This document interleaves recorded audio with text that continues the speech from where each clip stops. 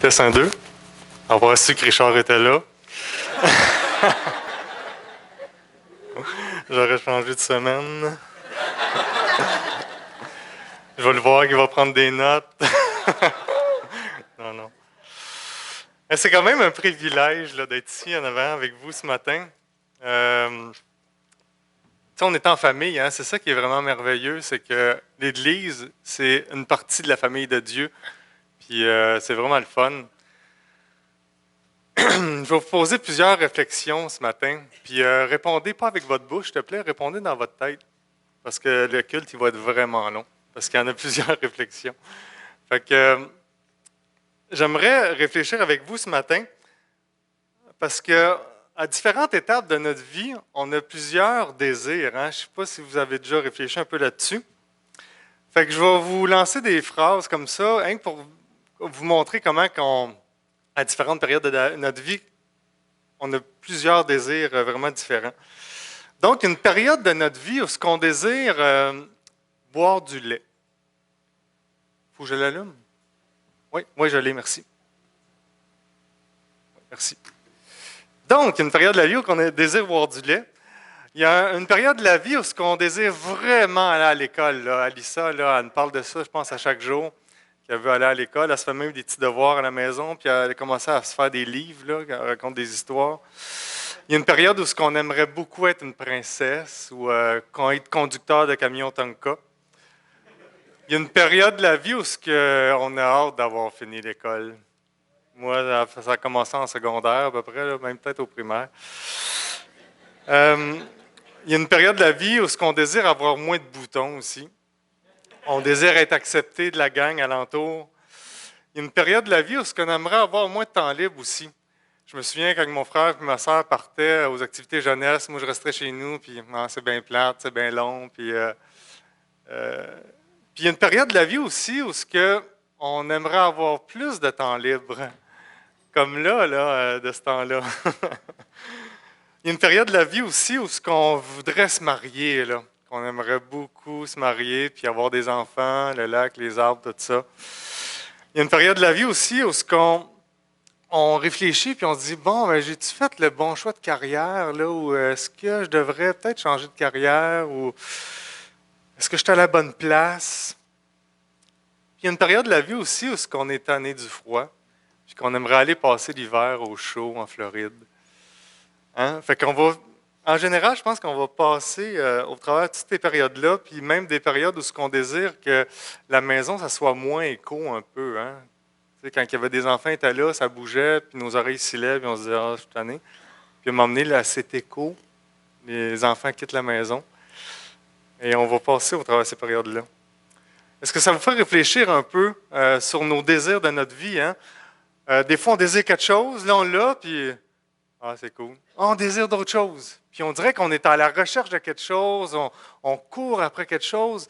C'est comme si on aimerait être peut-être plus heureux. On a des désirs dans la vie, bons comme des mauvais, mais parfois, même les bons désirs se transforment en mauvais. Comme l'exemple d'Anna dans le livre de Timothée Keller, ici, Les idoles du cœur. Anna, c'était une femme qui désirait beaucoup se marier, puis qui désirait beaucoup avoir des enfants aussi. Puis un jour, elle s'est mariée, puis malgré son âge, elle a pu mettre au monde 2 beaux enfants. Mais ses rêves se sont vite transformés en choses spéciales là, que vous allez voir dans l'histoire. Ses rêves ne sont pas réalisés comme elle le voulait. Elle était tellement obsédée par le désir de garantir une vie parfaite à ses enfants qu'elle n'a jamais pu profiter d'eux. Elle est devenue surprotectrice, anxieuse, fébrile quant à leur sécurité. Son besoin de contrôler tous les aspects de leur vie de ses enfants a rendu la famille vraiment malheureuse. Son aîné échoua à l'école et montrait des signes sérieux de déséquilibre émotionnel. Le cadet était rempli de colère. La réalisation des rêves les plus chers d'Anna s'est vite transformée en quelque chose qu'elle aurait aimé finalement qui ne se réalise jamais. Avez-vous déjà vécu des situations comme ça, hein? Vraiment des désirs qui sont sacoches, là, qui sont bien, mais qui se transforment vraiment en cauchemar, là. Puis là, tu te dis, ben voyons donc, qu'est-ce que c'est ça? Moi, ça m'est arrivé, des fois avec des voitures, ou des fois, ça peut nous arriver avec un travail, un conjoint, hein, que c'était, ah, il était-tu donc beau, il était-tu donc fin, mais finalement, c'est une casserole, là, ou je sais pas comment le dire, mais c'est vraiment pas à quoi qu'on s'attendait.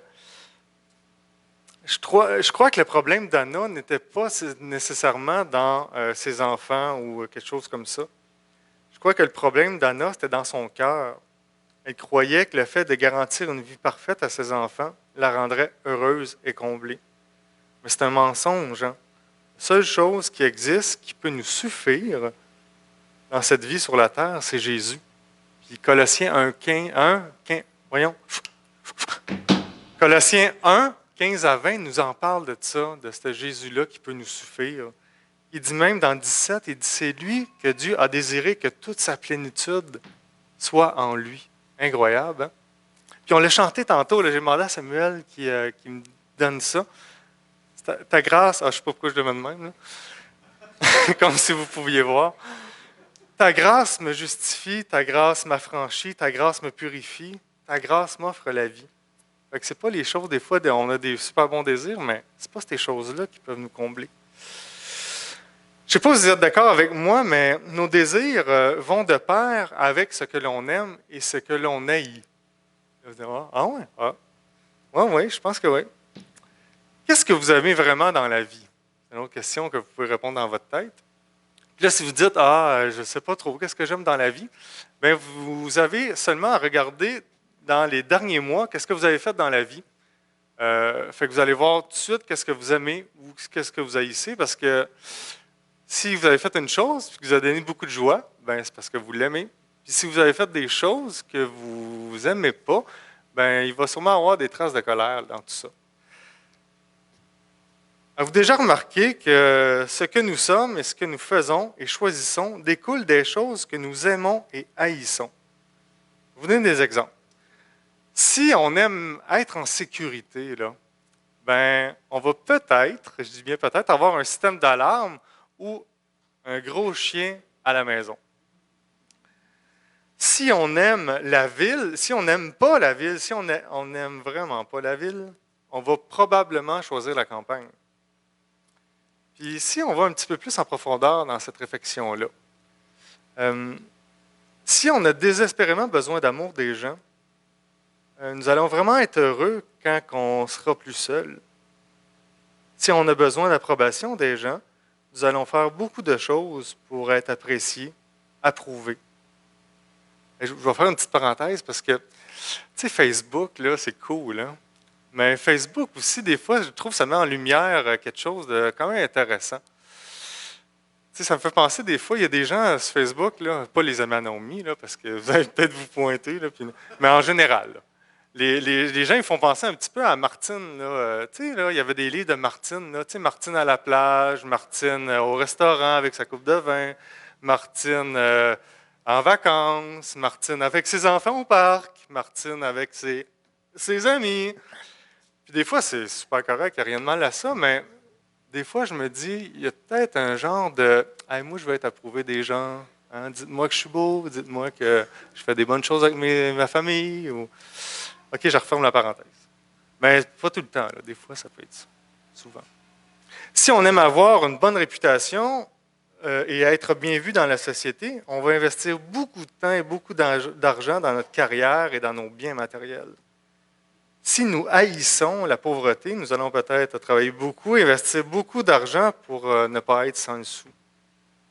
Ce que l'on fait découle de ce que l'on aime, de ce que l'on haït. Même David Powlison disait que souvent nos désirs de notre cœur, dans son livre, que je ne me souviens plus le titre, les désirs de notre cœur, souvent l'envers des désirs, ben, il y a souvent une peur qui est là. Moi, je désire faire beaucoup d'argent, là. Ben, c'est super, mais des fois, il y a la peur d'être pauvre aussi, qui est juste derrière.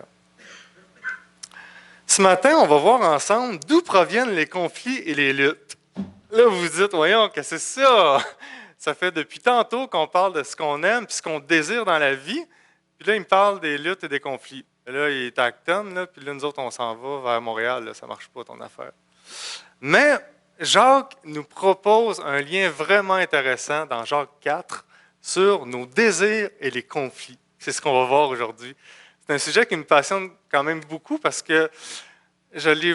Ben, en tout cas, je ne suis pas rendu, là, mais on le met pas mal en pratique à la maison, même si des fois c'est difficile, comme, je sais pas, depuis que je préparais ça, on dirait que, hein, à chaque jour presque, OK, là, qu'est-ce que tu désires, là? En tout cas, vous allez voir tantôt.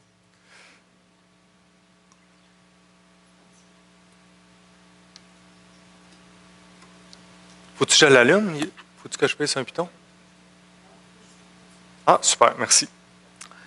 OK, Jacques 4 nous parle d'un sujet très pertinent si vous êtes à un endroit où il y a de l'azote, de l'oxygène puis du CO2. C'est la planète, finalement. Puis, les conflits font partie vraiment de notre société. Hein? Puis, depuis même le début de l'histoire humaine, on l'a vu même, je pense que, direct au début, avec Caïn et Abel, hein? Un conflit quand même assez majeur. Il y en a un qui était jaloux de l'autre, puis ça l'a conduit vraiment à quelque chose de catastrophique. On vit des luttes et des conflits au quotidien. Et si vous n'en vivez pas, là, peut-être que vous dites, ah, moi, non, je n'ai pas de lutte. Ben, les autres autour de vous en vivent, en tout cas. Je trouvais ça drôle, cette phrase-là. OK. Juste avant d'aller plus loin, les conflits, vous dites, ah, moi, c'est ça, j'en vis pas de conflit, mais je vais vous donner des synonymes à conflit. Un conflit, ça peut être un désaccord, une guerre, dispute, une opposition, une lutte, une compétition ou des querelles. Puis le contraire, l'antonyme, c'est une entente et la paix. Voyons ensemble un exemple de conflit sur le vidéo suivant.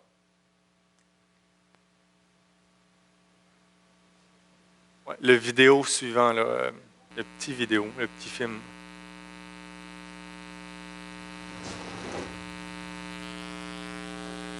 C'est sous-titré, fait qu'il faut lire quand même assez vite, mais je vais le résumer après si jamais ça ne vous tente pas de lire.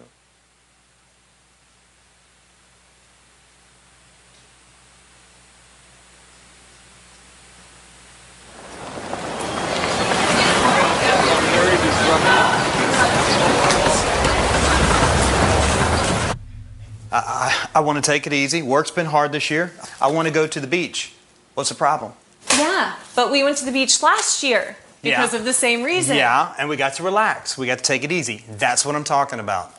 That's not what I meant. And you know that. Yes, the beach was fun. We all had a great time, but my father is not going to be around forever, and I don't want to feel like I missed this opportunity to spend time with him. I don't know why we always have to go through this. I wish you could just... Combien d'entre nous avons une cuisine qui a l'air un petit peu de celle-ci, du moins un petit peu du temps, et une simple conversation sur où est-ce qu'on va aller pour nos vacances devient un argument intense entre deux personnes qui s'aiment.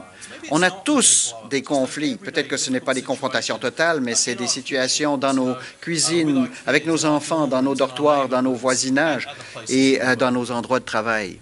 Remember, you said you were going to send me that worksheet so I'd only have to enter them once. We talked about that. That was the whole point of the worksheet, only having to do it once. That's fine for you, but now I'm going to look stupid because we're the only group that doesn't have its numbers done because you didn't do them. Whoa, hey, wait a minute. That's not fair. This isn't my fault. You didn't send me...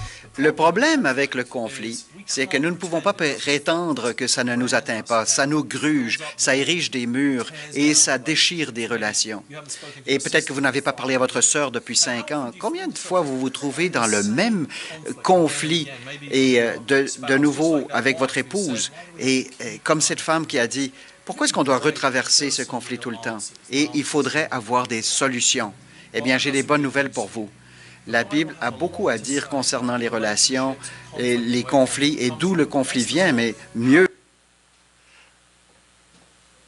Heureusement, la Bible a beaucoup de solutions pour les conflits, puis c'est le texte qu'on va voir ce matin dans Jacques 4, 1 à 3. Puis ce matin, j'ai pris la version, je crois que j'ai pris la version Sommaire. Je l'ai ici sur la manette. Qu'est-ce que vous en pensez, hein? Hein? Oui, bon. Hein? Oh, c'est l'autre juste avant. Merci. Mais on peut le laisser là. Oui, yeah! Woo! Dieu merci. Donc, je vais vous lire Jacques 4, 1 à 3. D'où proviennent les conflits et les querelles entre vous? N'est-ce pas des désirs égoïstes qui combattent sans cesse en vous? Vous convoitez beaucoup de choses, mais vos désirs restent insatisfaits. Vous êtes meurtrier, vous consumez en jalousie et vous ne pouvez rien obtenir. Bataillez et vous vous disputez, vous n'avez pas ce que vous désirez parce que vous ne demandez pas à Dieu. Ou bien, si vous demandez à Dieu, vous ne recevez pas car vous demandez avec des mauvais motifs. Vous voulez que l'objet de vos demandes serve à votre propre plaisir. On pourrait résumer ce parti de texte-là avec la prochaine diapositive. Non, comment on dit ça? PowerPoint, diapositive. Ah, juste avant, l'autre là, qui avait le... On pourrait résumer ça, je vais le dire avec ma bouche. 2 personnes plus désir égoïste insatisfait égale conflit. Voyez-vous, à la lumière du texte de Jacques, Jacques nous dit que les conflits proviennent de 2 personnes qui ont des désirs égoïstes et qui ne sont pas satisfaits. Le monsieur dans la vidéo, lui, il déclarait vouloir aller à la plage. Puis là, sa femme est en géritole parce qu'elle, elle voulait aller voir son père à l'hôpital parce qu'il avait une santé précaire. Dans cette histoire, chacun avait des désirs insatisfaits. Tu ne satisfais pas mon désir en me disant que tu vas aller à la plage. Et toi, tu ne satisfais pas mon désir non plus en me disant que tu ne veux pas aller à l'hôpital voir mon père. Pourquoi est-ce que souvent, moi le premier, on fait ça dans notre vie, hein, comme le monsieur? Pourquoi des fois est-ce qu'on tient tellement à quelque chose d'une manière aussi tenace? Parce que je crois que nos cœurs est porté à aimer des choses et entraîne tout le reste du corps dans cette direction-là. Quel bon désir pourrait remplacer le désir du monsieur égoïste là, dans son cœur au lieu d'aller à la plage? Il pourrait dire, OK, chérie, je vais y aller à l'hôpital, puis c'est correct, je n'irai pas à la plage. Il pourrait régler le problème en surface, puis finalement, il y aurait un petit peu de reculons. Mais il pourrait désirer quelque chose encore de meilleur. Il pourrait désirer quelque chose qu'on va voir un petit peu plus loin, qui serait vraiment sur la coche. Avant d'aller plus loin, il faut comprendre qu'on est des créatures de type adorateur. J'ai entendu ça pour la première fois l'année passée, je pense. M. Charest, il disait qu'on parlait de toutes sortes de choses. Puis il disait, le problème, c'est que c'est notre adoration envers Dieu. Tu sais, c'est ça le problème. Là, je le regardais avec une face comme ça. Zoom in. Puis, je dis, que c'est ça. Mais on est des créatures de type adorateur. Fait que notre cœur va tout le temps être porté à aimer des choses, c'est sûr et certain. Puis, ce qui est vraiment intéressant, c'est que les 3 premiers commandements dans la Bible nous parlent de ça. Je vais vous les lire, OK? C'est dans Exode 20. « Tu n'auras pas d'autre Dieu devant ma face. Tu ne feras pas de statue ni de représentation quelconque. Ce qui est en haut dans le ciel, ce qui est en bas sur la terre, et ce qui est dans les eaux, au plus bas que la terre. Tu ne te prosterneras pas devant elles, et tu ne leur rendras pas de culte. » Dieu sait que nous sommes des êtres qui aimons et adorons des choses. Et si nous n'aimons pas Dieu de tout notre cœur, nous allons aimer d'autres choses. Le grand trou vide que laisse Dieu dans nos cœurs ne reste jamais vide. Il se remplit toujours par quelqu'un ou quelque chose, c'est sûr et certain. Ça me faisait penser cette semaine à l'exemple du sablier. Là, l'exemple est boiteuse un peu, mais tu sais, Nicolas, il y a un petit sablier comme ça, puis mettons que c'est vide en haut, puis c'est plein en bas, là, tu le reviens d'abord, c'est plein en haut, c'est vide en bas. Puis là, ça coule. Puis là, les petits grains dedans, ça pourrait être toutes sortes de désirs. Là. Moi, je veux vraiment une belle auto, là, ou une belle maison. C'est correct, là, il n'y a rien de mal à ça. Sauf que ces désirs-là, vraiment, ils ne remplissent pas le cœur. Là. Ils vont tout le temps dégoûter comme ça, jusqu'à temps que ça soit vide. Puis là, ben, une fois qu'on a une belle maison et une belle auto, ben, on va être porté à aimer encore d'autres choses, ou on va changer d'auto puis de voiture, ou C'est un synonyme, ça. Ou une maison. Fait que là, on va le virer de bord. Là, ça va redégoûter encore. Puis je me disais, aïe, aïe, il y a seulement une chose dans ces sabliers-là qui peut être bouchée. Le trou qu'il y a là, il y a seulement une personne qui peut boucher le trou. On peut s'être comblé. C'est Dieu, finalement. C'est pas rien d'autre. Puis Dieu, lui, il va nous satisfaire, c'est sûr et certain. On pourrait se dire dans la tête, ben Dieu, il est bien égoïste de vouloir être adoré comme ça, puis de vouloir être aimé comme ça. Mais Dieu sait qu'en dehors de lui, là, on va être déçu. C'est sûr et certain qu'on va être déçu parce que si tu pognes un accident ou si ta maison brûle ou les choses alentour comme ça peuvent se détruire très facilement. Puis de toute façon, sur la planète, tout est atteint par la rouille et la teigne et tout ça. Seul Dieu, heureusement, ne change pas. Seul Dieu peut nous suffire. Si vous avez de la misère avec ça, vous n'avez qu'à réfléchir sur la manière que Dieu a prouvé son amour envers nous. Puis il y a un verset qui résume ça, qui dit exactement ça finalement. C'est Romains 5,8. Il dit, mais Dieu prouve son amour envers nous, parce que lorsque nous étions encore des pécheurs, Christ est mort pour nous. Nous sommes par nature portés à adorer. Hein? On peut aimer des choses vraiment terrestres, là, puis il n'y a presque pas de trouble jusqu'à temps que notre cœur vraiment trouve ça vraiment plus important que Dieu. Puis c'est sûr qu'on est porté à aimer des choses ou à adorer des choses. Puis j'avais une phrase ici, il disait, on est porté à aimer, à adorer, à vénérer, à plaire, affectionner, apprécier, préférer, raffoler quelqu'un ou quelque chose. J'entends dernièrement, là je fais un autre mini-parenthèse, il y a des gens qui disent, ah moi, des chrétiens, des croyants, qui disent, ah moi j'adore ça, là, j'adore les fraises, puis tout ça. Puis ça me chatouille un peu dans l'oreille parce que moi, quelqu'un qui adore les fraises, c'est vraiment important pour lui. Là. Il va être à genoux devant une fraise, là, puis il va la prier. Mais en vrai, en tout cas, moi, je le fais dans la famille, puis vous n'êtes pas obligé, mais je dis aux enfants, oui, on peut aimer les choses, mais la seule chose qu'on peut adorer, là, puis que c'est même pas grave, puis personne ne va te taper ses doigts, mais c'est Dieu. Puis lui, il mérite d'être adoré, puis lui, c'est pas grave, là, tu peux l'adorer comme tu veux, il n'y a pas de trouble là. Je referme la parenthèse. Timothée Keller, c'est vraiment intéressant parce qu'il dit que dans un de ses livres, je ne sais pas si c'était quelqu'un ou quelque chose, mais sûrement quelqu'un, il dit que notre cœur est une fabrique d'idoles à grande échelle. On va tout le temps se fabriquer des choses que l'on aime plus que Dieu dans notre vie. Il dit aussi que dans notre culture, nous n'avons pas de statue de Dieu pour chaque chose qui existe, du genre un Dieu du soleil, un Dieu de la guerre, un Dieu de la pluie, comme nos ancêtres lointains.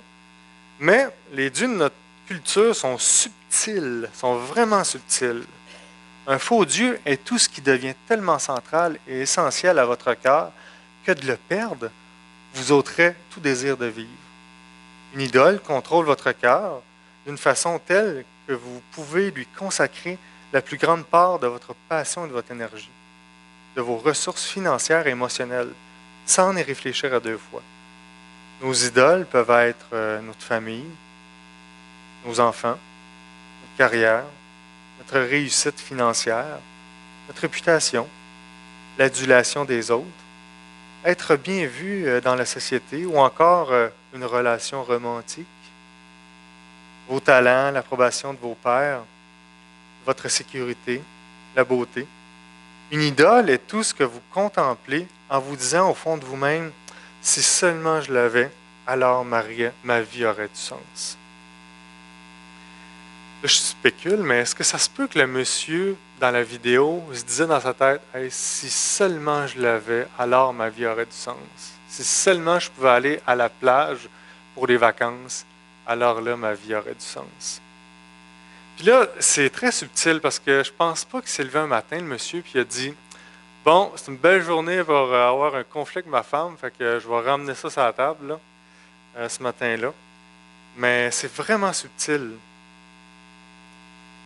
Ces réflexions-là peuvent nous rendre fous un peu. Hein? On peut se dire, ben là, moi, je désirais plus rien de bon. On peut se dire aussi que désirer à la plage est pas mal, puis désirer avoir son père est pas mal.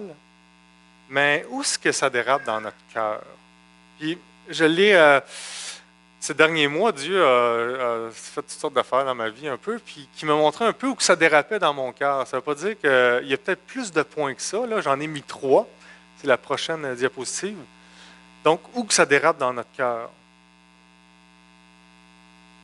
Je crois que ça dérape quand nos désirs deviennent une obsession. Hein, je ne suis pas capable de m'en passer de ça. Ça me prend ça. Ça dérape dans nos cœurs quand que c'est devenu un but prioritaire à atteindre. Hein? Faut que je fasse ça, là. C'est vraiment important. Là. Hein? Faut que la maison soit propre là, avant que la cellule arrive ou avant que j'aie des invités. Il faut absolument que ça soit propre. Faut que je m'habille comme ça, là, parce que hein, c'est important, il faut que je sois bien vu.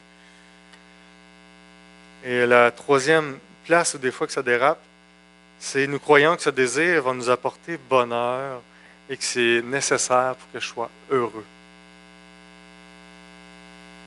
Est-ce qu'on est toujours conscient de ça? Non, vraiment pas. Moi, en tout cas, pas tellement même. Mais ce qui est merveilleux avec tout ça, c'est que Dieu peut nous montrer notre cœur et nous dire, OK, ben le champion, là, Naomi, est peut-être sur le dessus de ton cœur. Puis tiens que la mettre à son rang qui est correct, au 2e rang, puis remets-moi là, s'il te plaît. Puis Dieu peut le révéler, ça. Je ne me suis pas forcé pour que ça arrive, mais Dieu l'a fait. Timothée Keller dit que tout peut servir d'idole, surtout les meilleures choses de la vie. C'est ça qui est fou. C'est que toutes les meilleures choses de la vie peuvent servir d'idole, comme ça se peut que ce ne soit pas une idole. Ce désir prendre une place démesurée sur notre cœur et mettre Dieu au second rang. Dans les conflits, je crois que Dieu révèle nos cœurs. Notre façon de réagir va mettre la lumière sur nos cœurs. Vous voulez savoir qu'est-ce que c'est votre cœur? Regardez dans vos conflits, comment que vous réagissez, là, puis ça va être pas mal le spot là, sur l'état de votre cœur.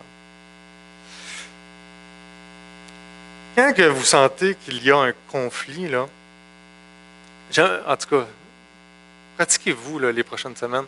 Demandez-vous dans votre cœur, c'est quoi mon désir égoïste là, dans ce conflit-là? Hein? Qu'est-ce que je tiens vraiment, là? Pourquoi que je tiens vraiment à aller à la plage comme ça? Là? C'est bien bizarre. Puis Dieu, comme j'ai dit tantôt, va vous le révéler. Parce que d'où viennent nos conflits? Des désirs égoïstes, insatisfaits qu'on a. 2 personnes, plus des désirs égoïstes, insatisfaits. Excusez-moi. 2 personnes, plus désirs insatisfaits, égale conflit. On peut appliquer ça même dans la famille.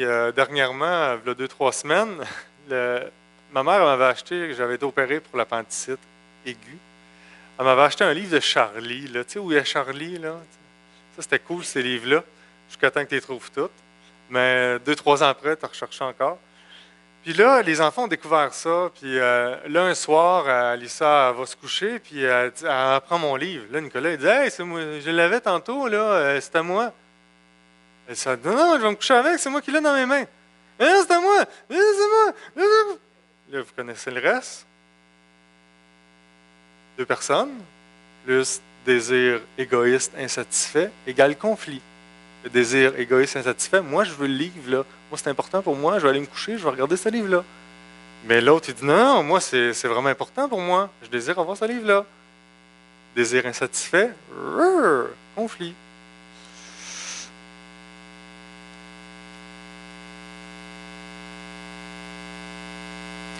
Comment régler cette situation-là? Hein? OK, Alissa, tu peux le prendre 3 minutes.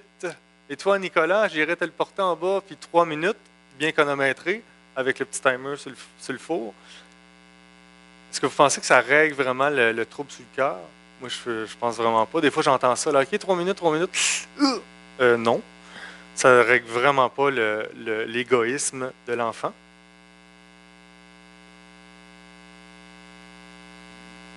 Dernièrement, je lisais un verset aux enfants parce que si vous avez des enfants entre 2 et... Je ne sais pas si ça continue après, même quand ils sortent adolescents. Je ne suis pas rendu là, mais... c'est incroyable comment à chaque jour, je pense à peu près. Puis j'ai trouvé un verset sais, moi, je peux leur dire des choses, puis ça n'a pas de poids, mais ce que la Bible dit, ça a du poids, par exemple.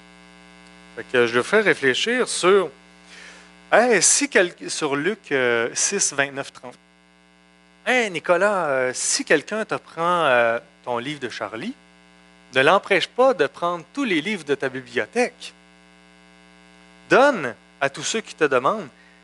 Et si quelqu'un te prend même ton camion rouge, ben n'exige pas qu'il te le rende. OK, hey, c'est quelque chose, là. Puis là, je répète ça aux parents, c'est facile, tout ça. Mais quand c'est nous, là, quelqu'un qui veut m'emprunter la scie onglet, non, ça ne se prête pas une scie onglet. Non, ça ne se prête pas, ça. C'est un outil, puis s'il le brise, ben là, voilà. Mais mettez ce conflit-là à quelque chose que vous tenez vraiment, là, votre auto, votre scie onglet ou votre étau, votre niveau laser. Ben, si quelqu'un te prend, ben, n'exige pas que tu te le rendes. Regardez dans vos familles, à la maison, ou dans votre ministère à l'église, à la banque alimentaire ou au travail, la plupart des conflits proviennent de nos désirs insatisfaits. Puis peut-être que vous allez dire, voyons, qu'est-ce qu'il fait là, lui? Ça ne marche pas, mais en vrai, là, quand vous allez avoir un conflit où vous savez que là, ouais, là, je sens que ça se réchauffe avec ma femme dans ce conflit-là, ben, posez-vous la question, s'il te plaît. OK, qu'est-ce que je tiens vraiment, là? C'est quoi mon désir qui n'est pas satisfait, là? Je vais prendre des exemples de couple, d'argent et d'enfants. Puis là, il n'y a pas des enfants, les ados. Oh non, ils sont là. Ah, en tout cas, bouchez vos oreilles. Non, c'est pas vrai. L'homme, souvent, en général, là, c'est pas tous les hommes, mais l'homme, souvent, il désire avoir des relations d'intimité de type MMS. Et la femme, elle désire avoir des relations d'intimité de type MMS aussi. Sauf que le MMS de l'homme n'est pas le même MMS de la femme. Parce que l'homme, lui, il désirerait mardi, mercredi, samedi, alors que la femme, ça serait mars, mai, septembre. C'est un exemple bidon, là. Ça n'existe pas dans nos couples. Oh non. J'ai jamais entendu parler de ça, moi. Jamais. Mais je l'ai pris parce que je pense qu'en vrai, ça se passe, là. Je pense qu'en vrai, là, il y a deux désirs qui sont insatisfaits, deux désirs même des fois égoïstes. Et ça fait des conflits. Ça fait des conflits que l'homme ou la femme vont réagir.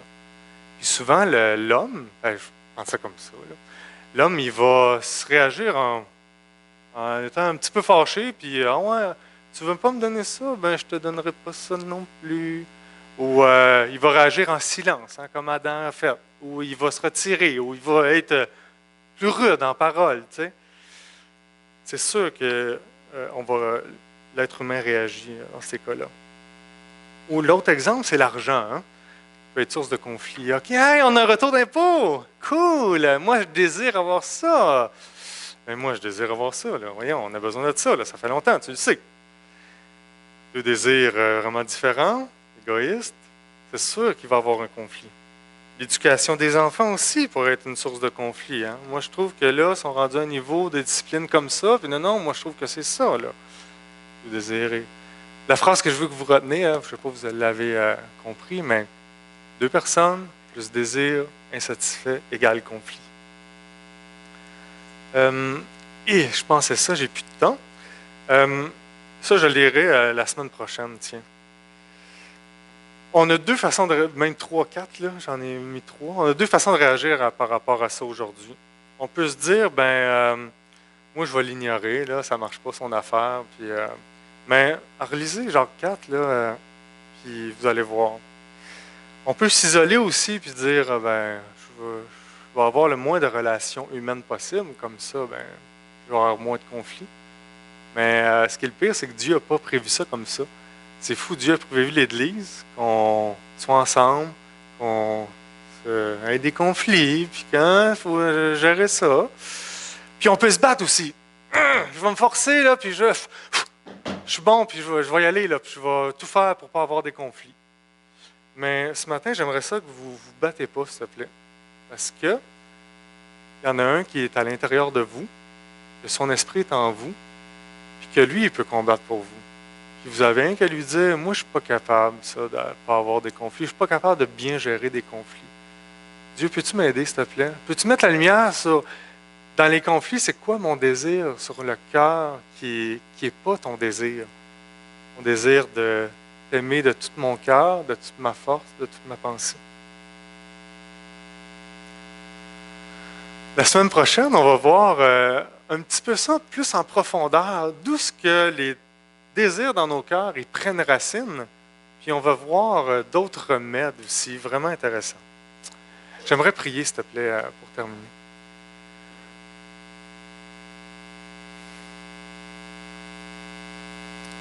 Dieu, heureusement, c'est toi qui es le meilleur façonneur de cœur.